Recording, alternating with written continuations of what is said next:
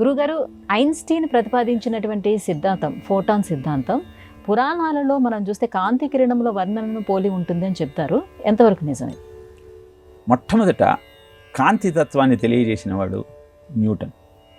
కాంతి అణుఖండాలుగా ప్రయాణం చేస్తుంది, తెల్లగా ఉంటుంది, 7 రంగుల మిశ్రమంగా ఉంటుంది అని ఒక పట్టకాన్ని ప్రిజాన్ని పెట్టి దాని నుంచి తెల్లని కాంతిని పంపించి 7 వర్ణాలలో అది ఆవిష్కరింపబడితే దాన్ని మళ్ళీ ఇంకొక పట్టకం గుండా తీసుకువెళ్ళి తెల్లని కాంతిగా అది 7 వర్ణాల మిశ్రమంగా మనకు తెలియజేసి కాంతి పార్టికల్స్ రూపంలో ప్రయాణం చేస్తుంది అని తెలియజేశాడు.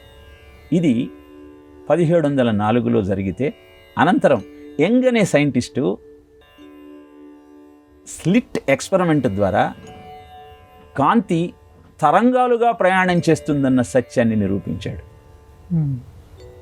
ఐన్స్టీన్ కాంతికి పార్టికల్ నేచర్, వేవ్ నేచర్, తరంగాలుగా ప్రయాణిస్తూ పార్టికల్స్గా ముందుకు వెళ్ళే గుణాలు ఉన్నాయని, అవే అణుఖండాలైనటువంటి ఫోటాన్స్ అని నిరూపించాడు. ఇంత వివరణ నేను ఎందుకు ఇచ్చాను అంటే, ఆధునిక విజ్ఞానం ఏదైతే పరిశోధించి 1600 నుంచి 1900 సంవత్సరం దాకా కృషి చేసి కష్టపడి పరిశోధించి పరిశీలించి తెలియజేశారో దాన్ని పురాణంలో సప్తాశ్వరథమారూఢం ప్రచండం కశ్యపాత్మజం శ్వేత పద్మధరం దేవం తం సూర్యం ప్రణమామ్యహం. సూర్యుడు కాంతికి నిలయం. ఆయన ఎలా ప్రయాణం చేస్తాడు? 7 గుర్రాలను పూంచి ముందుకు సాగుతాడు.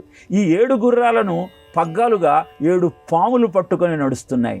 పామును పరిశీలించినట్టయితే తోక సన్నగా ఉంటుంది, తల మీద మణి ఉంటుంది.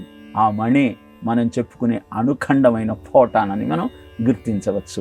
ఇలా ముందుకు సాగుతున్నటువంటి ఆ రథము తెల్లని కాంతి 7 వర్ణాలుగా విడిపోయినటువంటి ఆధునిక విజ్ఞానం చెప్పినటువంటి విబిజిఆర్ అన్నటువంటి రంగుల సమ్మేళనం.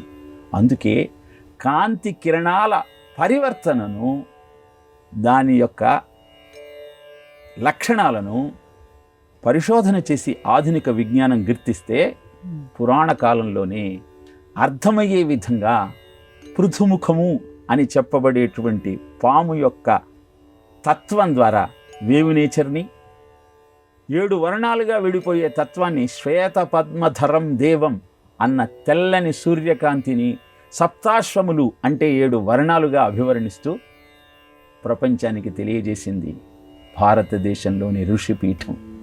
అందుకే ఆ ఋషులు చూపిన మార్గంలో ప్రయాణం చేస్తూ వారు అందించిన విజ్ఞానాన్ని అధ్యయనం చేస్తూ సత్యమేమిటో గుర్తించి అద్భుతమైనటువంటి ప్రగతికి మనం సోపానాలు నిర్మించుకోవచ్చు.